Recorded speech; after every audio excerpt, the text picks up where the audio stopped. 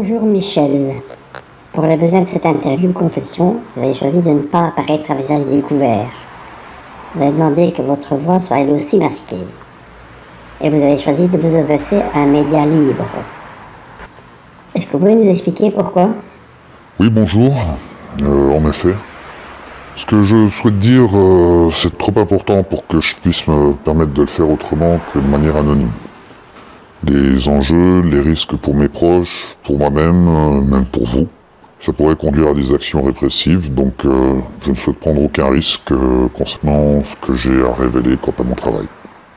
Donc, pour résumer rapidement ce qui nous a conduit à ce rendez-vous, vous nous avez contacté en fournissant une liste impressionnante de détails et en nous expliquant brièvement votre rôle au sein d'une cellule directement liée aux plus hautes instances de l'État français. Vous pourriez nous expliquer quel est votre rôle? Oui, je suis d'abord militaire, mais je veux exercer mon droit d'expression malgré mon devoir de réserve en dénonçant ce que je sais, afin que les Français apprennent ce qui se passe au niveau de l'État. Je travaille depuis plusieurs années dans une cellule spéciale qui est dédiée à la collecte électronique de renseignements. Vous voulez dire la DGSE ou la DGSI? Non, pas du tout. Il s'agit d'une cellule beaucoup plus discrète. Les informations que nous collectons sont directement transmises au sommet de l'État où ensuite elles sont traitées. Vous pouvez nous parler de votre métier un peu plus, votre rôle à vous?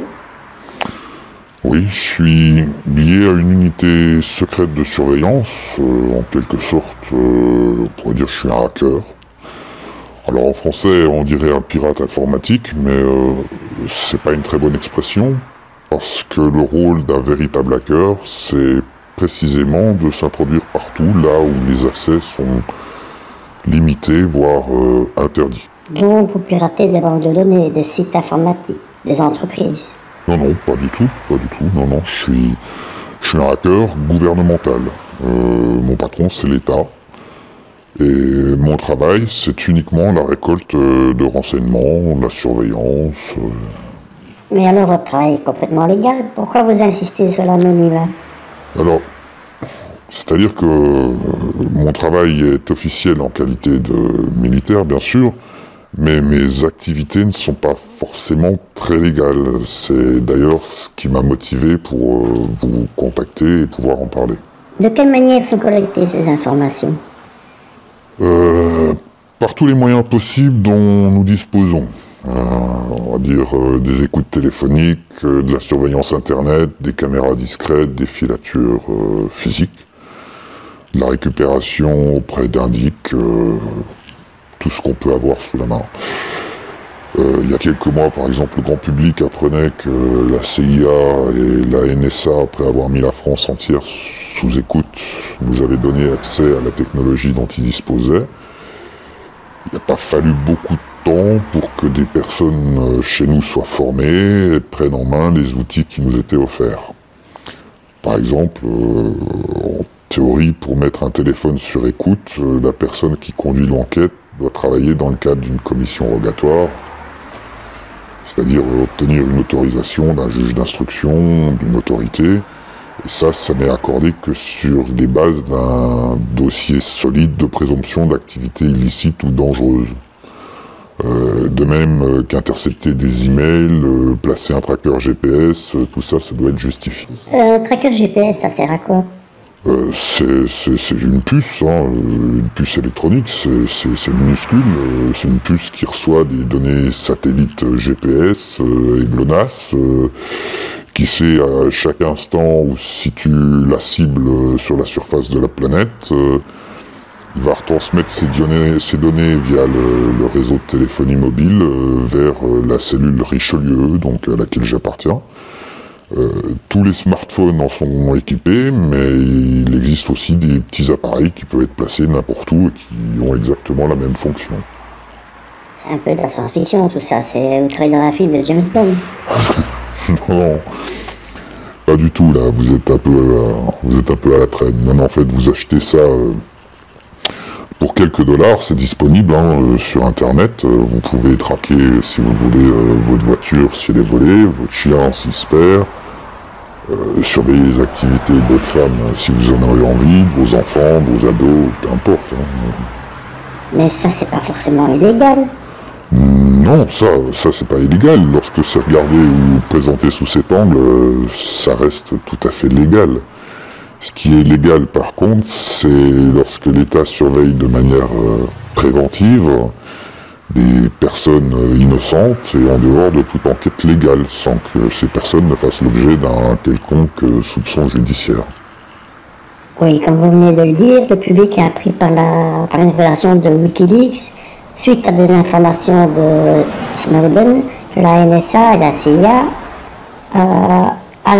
ils ont la capacité technique d'espionner et collecter des informations sur la quasi-totalité des Américains. Oui, mais pas seulement les Américains. D'ailleurs, je pense que si l'info n'avait pas fuité, aujourd'hui, personne ne saurait que plusieurs gouvernements, dont le gouvernement français, peuvent espionner en permanence chaque citoyen à n'importe quel moment de sa vie.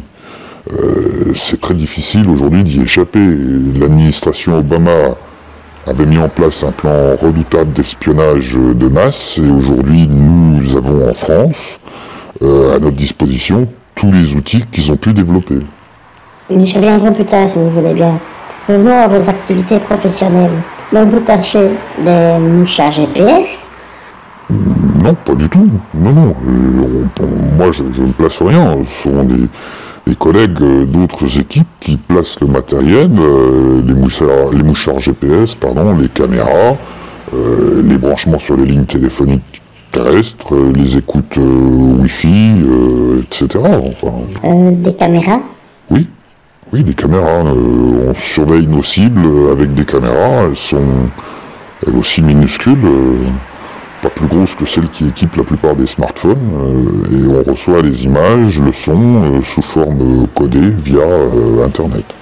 Ce sont vos collègues qui placent, comme vous dites, mais où, chez qui? Chez des personnes qui sont désignées par notre hiérarchie. Pas forcément chez Monsieur Tout-le-Monde, mais chez certaines cibles, oui. Dans leur maison, leurs appartements, dans des bureaux aussi. On va dire que depuis 3-4 ans, on en place aussi dans des lieux publics appelés shows. C'est dans le cadre de la lutte antiterroriste? C'est dans les gares, les stades de foot? Non, pas du tout. La lutte antiterroriste, ça ne dépend pas de la cellule Richelieu. Non, nous, notre travail, c'est pas la lutte, mais la collecte de renseignements. C'est pour surveiller des meneurs d'émeutes, les gangs, les trafiquants de drogue, d'armes, les cellules islamistes présumées, les mosquées. À ce sujet, on a pu constater souvent que la propagande fondamentaliste produisait des extrémistes actifs. Elles sont placées où, ces caméras? Il y en a un peu partout. Encore une fois, compte tenu de leur taille et du faible coût, sont cachés dans le mobilier urbain, dans les abribus. On en cache dans les boîtiers de lampes d'éclairage public, dans les halls d'entrée ou les boîtes aux lettres des HLM, dans des voitures, à l'intérieur même des cités, partout. Dans les bus, dans les métros? Là, non, ça c'est le rôle de l'État, ça fait longtemps qu'il y en a, mais cette activité-là, c'est pas dédié à notre cellule. Un truc que nous faisons de plus en plus, comme je viens de vous le dire, c'est de placer une caméra dans une voiture stationnée à un bon endroit, au bon endroit, là où il faut, quoi. Et puis on la déplace ou on en met une autre. On a pour ça, on dispose maintenant d'un beau parc de voitures espions. Et vous surveillez qui avec ça? Je reviens par exemple au quartier chaud, on surveille les réseaux de distribution de drogue, le trafic d'armes, les recruteurs. Par exemple, si un dealer sort de chez lui, on le voit sur la première caméra dans la cage d'escalier, ou l'ascenseur. On le voit ensuite quand il tourne au coin de la rue, c'est dans le champ d'une autre caméra et on le suit comme ça, voilà. Oui, mais vous n'avez quand même pas des caméras partout. Non, bien sûr que non. Ça servira à rien. Il suffit qu'elle soit bien placée, mais quand on perd la cible quelque part, au cas où, à ce moment-là, on a des programmes informatiques qui nous branchent les images sur les caméras les plus proches, où là, on va voir réapparaître notre cible tôt ou tard, et on sait comme ça, on arrive à le suivre de quartier en quartier, avec parfois des interruptions, mais le plus souvent, ça marche très bien. Mais toutes ces preuves, ça doit conduire à pas mal d'arrestations. Non, pas du tout. Encore une fois, la cellule Richelieu n'a pas pour fonction d'aider les forces de l'ordre dans la lutte contre le terrorisme, la drogue ou le banditisme. Ça pourrait servir à ça, mais c'est pas le cas. Alors, à quoi ça sert toute cette moisson d'informations?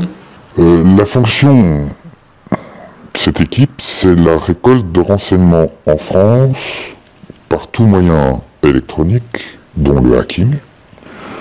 Le but officiel déclaré au personnel, c'est d'assurer la sécurité nationale, d'assurer l'ordre public, mais nos cibles sont diverses, les thématiques aussi, le terrorisme, le trafic de drogue, le trafic d'armes, les explosifs, le trafic d'êtres humains, l'islam avec toutes ses activités, naturellement, les membres actifs, les mouvements protestataires, que ce soit des étudiants, des syndicats, des filières de transfert, de regroupement d'immigrés et autres, j'en passe, quoi. Ah, vous ratissez vraiment large. Disons que ça, c'était la fonction au départ en 2013, quand j'ai intégré le service. Et depuis, d'autres fonctions ont été ajoutées. Notre rôle, c'est pas le travail sur le terrain, comme j'ai pu vous l'expliquer. Ça, il y a d'autres services dont c'est la fonction. Nous sommes, simplement devant nos ordinateurs et on intercepte les informations qui sont récoltées chez nos cibles. C'est-à-dire que nous, les informaticiens, on ne traite pas les informations. Elles remontent via la hiérarchie, elles sont classées, archivées. L'analyse finale en est faite par le groupe de direction et le big boss, finalement, qui aiguille ou pas des notes de synthèse vers des services de sécurité compétents, comme vous l'avez dit tout à l'heure, des GSI, des GSE, police, gendarmerie, douane. Vous travaillez au ministère de l'Intérieur ou au ministère de la Défense? Là, vous comprendrez que je peux pas répondre à cette question. Je peux juste dire que certains d'entre nous travaillent à la maison, d'autres dans des bureaux, à Paris, en province. Ce sont toujours des bureaux anonymes qui ont l'air d'appartenir à des petites PME ou sans prétention. Je suis pas payé directement par l'État pour ce que je fais. Officiellement, je ne suis que militaire. Voilà. Aucun de mes collègues non plus. Nous sommes payés par l'État en qualité de militaire. On n'a aucune fonction qui apparaisse officiellement dans un quelconque organigramme d'État. Pourquoi avez-vous décidé de vous confier et de rendre publique l'existence d'une telle activité?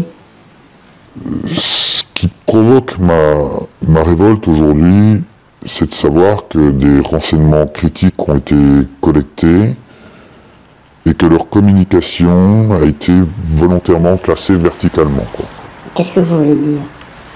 Ils ont atterri à la poubelle, ou de toute façon ils n'ont pas été communiqués aux services compétents, spécialisés pour empêcher certains attentats, alors que nous disposions de toutes les infos depuis des mois. Précisément un peu. Ça a coûté quand même très cher à la France et à ses citoyens. Les événements du 13 novembre 2015, ces massacres auraient pu être évités. On avait suffisamment d'informations pour piéger des terroristes et empêcher divers attentats. Mais vos accusations sont graves. Vous sous-entendez que certains projets d'attentats étaient connus et n'ont pas été déjoués? Oui, parfaitement. Bizarrement, seul l'attentat contre Hollande au Stade de France a été déjoué. Je suis pas le seul à m'être posé la question. Tout le monde au sein du service, même la presse, s'est demandé pourquoi les terroristes du Stade de France se sont fait exploser dans des endroits peu fréquentés, alors qu'ils auraient pu faire une hécatombe en se faisant simplement exploser dans le métro, dans un cinéma ou dans une boîte de nuit. En effet, ça reste illogique. Vous avez une explication?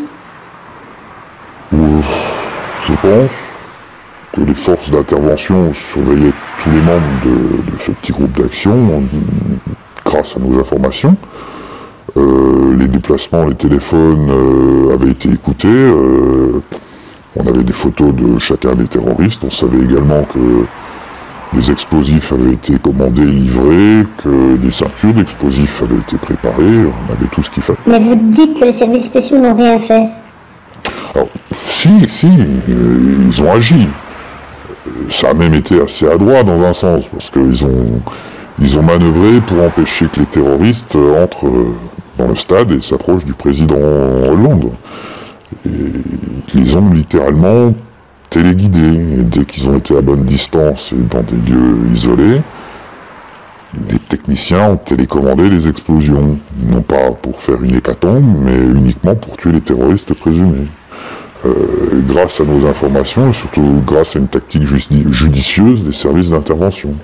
Donc finalement, c'est du bon travail. Sur ce coup-là, oui, plus ou moins, oui. Il en reste malgré tout un qui connaît certainement les subtilités du montage et qui, lui, est gardé au secret dans une cellule bien fermée. Ah, vous parlez d'Abdeslam. Oui, c'est ça. Ce serait intéressant que ce garçon puisse parler, révéler ses liens avec certains services français. Si on regarde bien, il s'est débarrassé de son blouson, de sa ceinture d'explosifs avant de prendre la fuite. Comme d'après moi, il a compris qu'il avait été manipulé. Mais je doute qu'on puisse un jour l'entendre dire ce qu'il sait. Je ne serais pas surpris qu'il se suicide en prison. Vous avez des renseignements précis le concernant? Précis, oui, et nombreux. On l'avait suivi dans son petit tour d'Europe. J'ai passé Belgique, Autriche, Allemagne, Paris. On avait la liste de ses contacts, ses fournisseurs, ses planques, la liste des cibles potentielles qu'ils avaient étudiées. On avait intercepté une majorité de leurs communications. Il y a eu un rapport qui a conclu que leur action était imminente. Ce qui me semble scandaleux, encore une fois impardonnable, c'est que rien n'a été fait pour empêcher le massacre du Bataclan et de la brasserie. Alors que la cellule Richelieu avait un dossier complet sur les projets des terroristes. On savait qu'ils préparaient des attaques simultanées sur plusieurs lieux le 13 novembre. Et maintenant, qui a bloqué le transfert de dossier du dossier complet? Pourquoi je ne sais pas. Est-ce qu'il faut croire que seul l'avis du président a de l'importance? Mais vous voulez dire que les services français ont laissé faire 2 attaques sur 3? Non, je ne dis pas tout à fait ça, non, je connais assez bien les flics, les groupes d'intervention.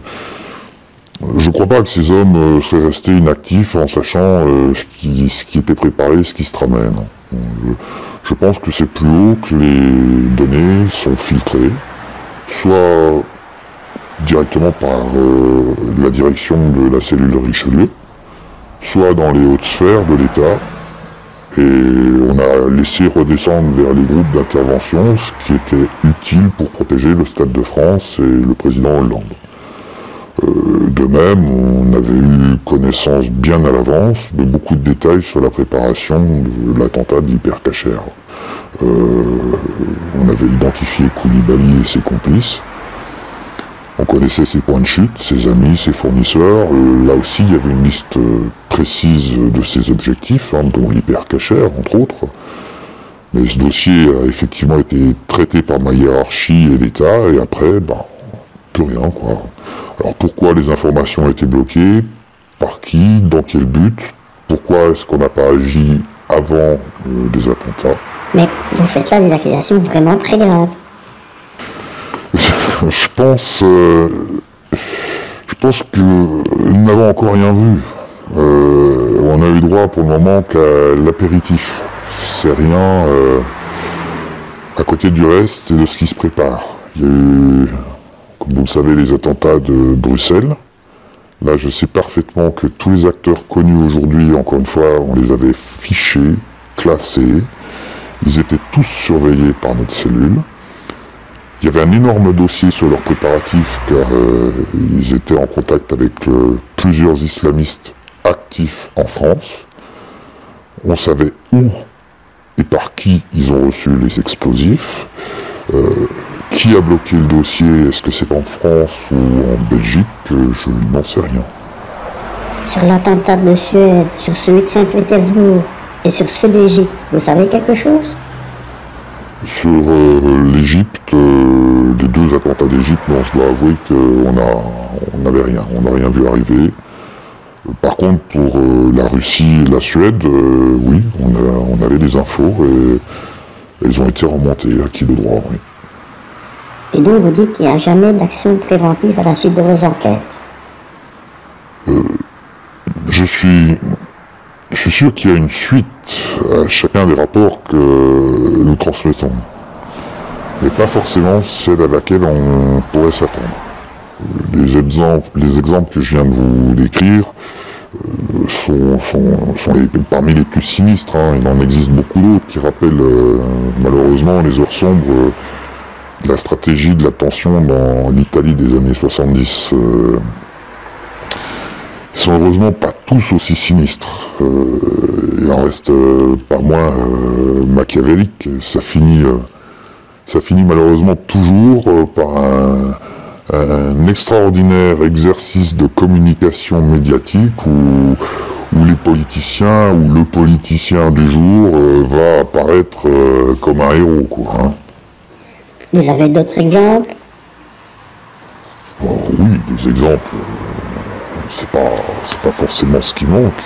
Si on parle de la surveillance du trafic de drogue, du trafic d'armes, de l'endoctrinement islamique ou du recrutement des réseaux, oui, on a des exemples. Je prends simplement le trafic de drogue, hein. On va apprendre lors d'une surveillance banale que une livraison de MDMA d'un labo clandestin X, qui est parfaitement connu par nos services, est donc arrivé dans le réseau de distribution d'un individu Y.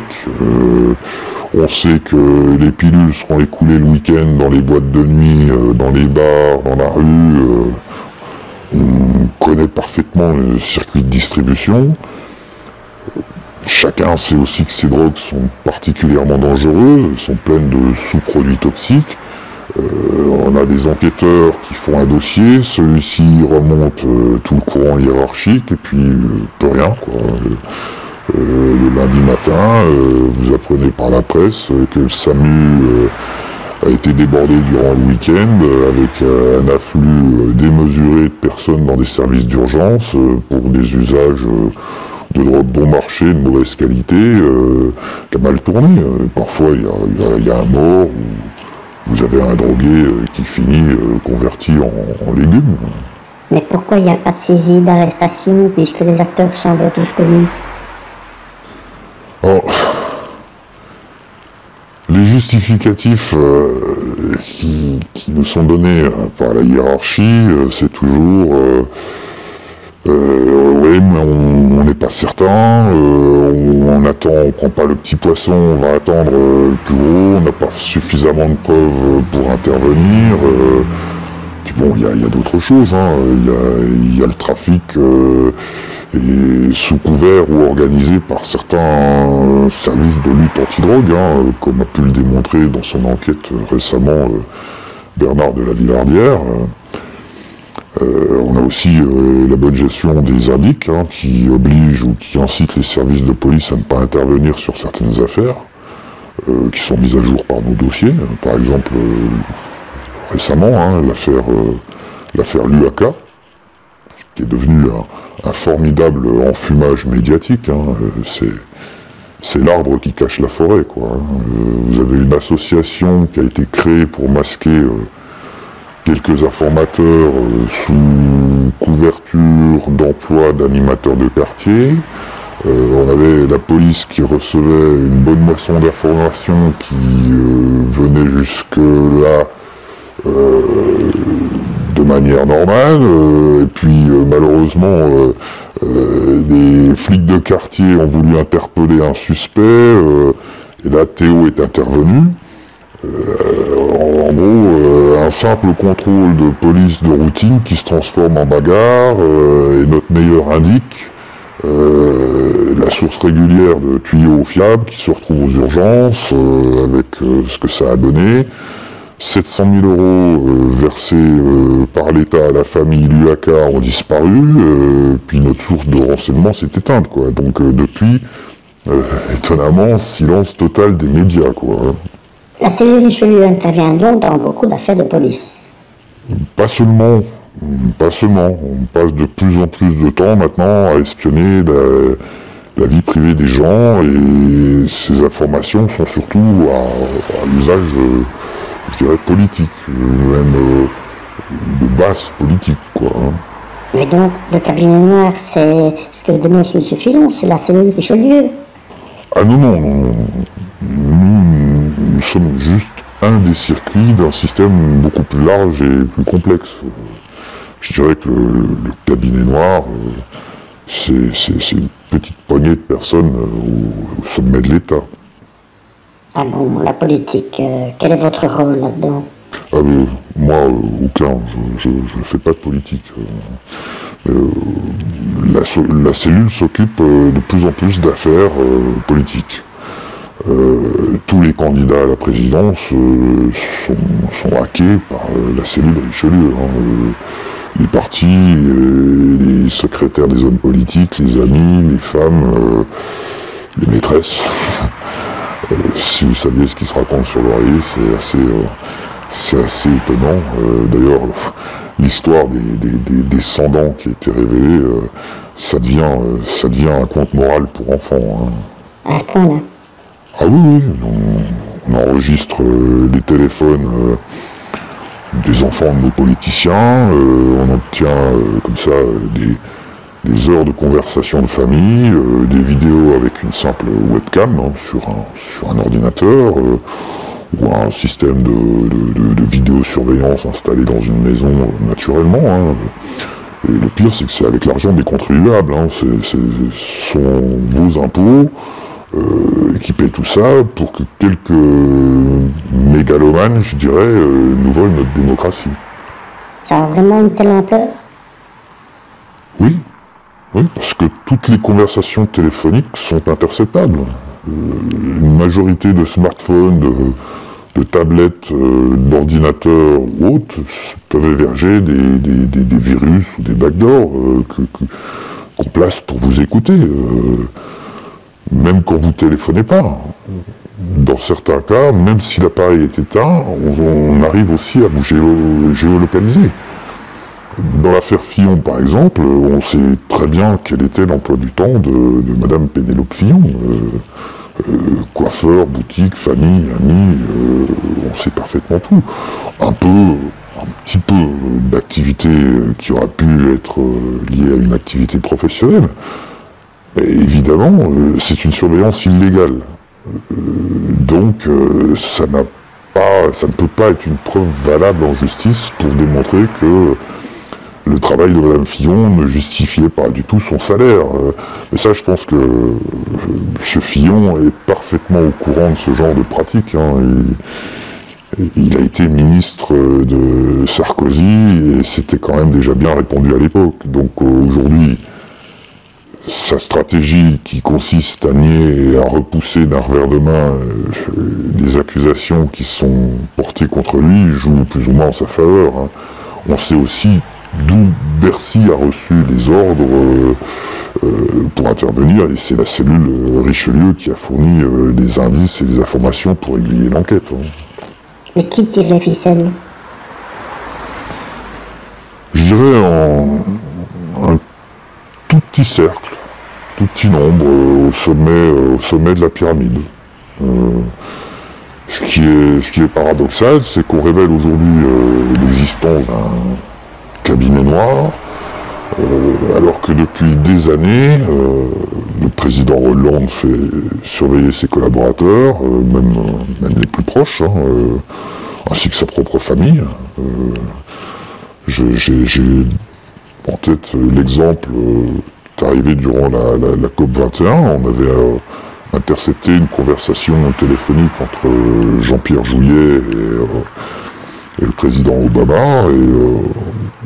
De tête, hein, je me rappelle que Jouyet avait demandé à Obama, un peu entre amis, hein, alors, Monsieur le Président, qui va gagner, Clinton ou Trump? Là, Obama, en rigolant, dit Hillary, bien sûr, 100%, il n'y a aucun doute.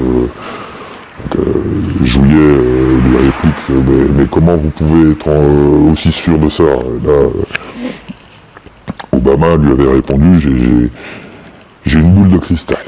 Et je connais toutes les manœuvres de Trump avant même qu'il ne les invente. Ça avait laissé Jouyet un petit peu, apparemment, dans le doute. Quelques secondes après, il lui dit, mais votre boule de cristal fonctionne aussi en France. Qui va gagner en mai 2017?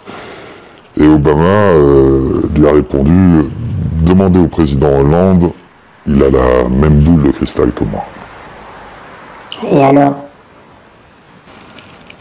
Et alors, ça m'a fait prendre conscience de la gravité de la situation. Vous savez, des dossiers perdus dans les couloirs des administrations ou dans les antichambres des palais de la République, c'est pas nouveau, c'est pas quelque chose de récent, hein, ça a toujours existé. Mais ce qui se passe maintenant, je crois que c'est beaucoup plus grave. Mais pourquoi? Qu'est-ce que vous voulez dire par là? Les bavures, les dossiers enterrés pour des raisons obscures, j'arrivais encore à me fabriquer des excuses là-dessus. Mais maintenant, je crois qu'on attaque directement la démocratie. Truquer des élections, c'est renier tous les fondements de la République. En gros, la révolution de 1789 n'aura servi à rien. On a aujourd'hui un petit club de politiciens véreux qui se perpétuent dans le pouvoir, avec un semblant d'alternance, d'opposition fictive, mais finalement, quand on regarde bien, il règne de manière aussi peu démocratique qu'un Louis XIV ou un Saddam Hussein. Avec tout ce que vous savez, vous pourriez témoigner dans l'injustice. Non, ce qui me concerne, c'est hors de question.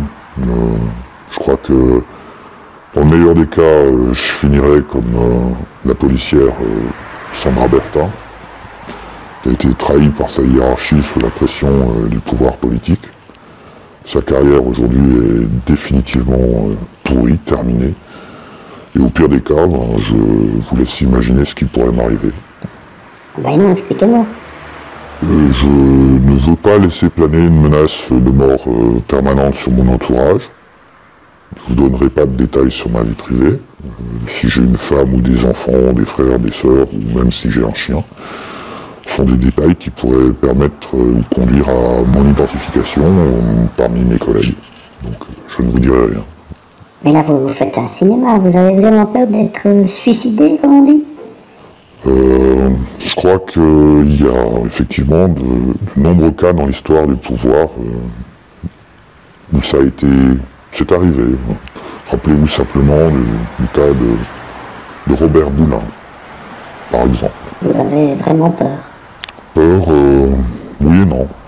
Disons que j'ai pris soin quand même de prendre de bonnes précautions. J'ai constitué un épais dossier avec des enregistrements, des noms, des témoignages, constitués en plusieurs exemplaires, qui ont été placés pour chacun dans des endroits sûrs et qui seront révélés le cas échéant. Et donc maintenant, vous allez regarder et rien faire? Je je crois que je peux malheureusement rien faire de plus que ce que j'ai décidé de faire avec vous, de témoigner. Qu'est-ce que vous diriez pour conclure? Je dirais que j'encourage quiconque, et surtout les militaires, les policiers, qui disposent d'informations comme moi sur ce sujet, à se questionner et à faire un choix entre leur devoir de réserve et leur responsabilité de citoyen, d'homme. Tout simplement, je leur dirais, défendez votre démocratie parce qu'elle est en danger. Bien, merci Michel pour avoir effectué cette démarche. J'espère que votre message sera perçu et que d'autres suivront votre exemple. C'est moi qui vous remercie.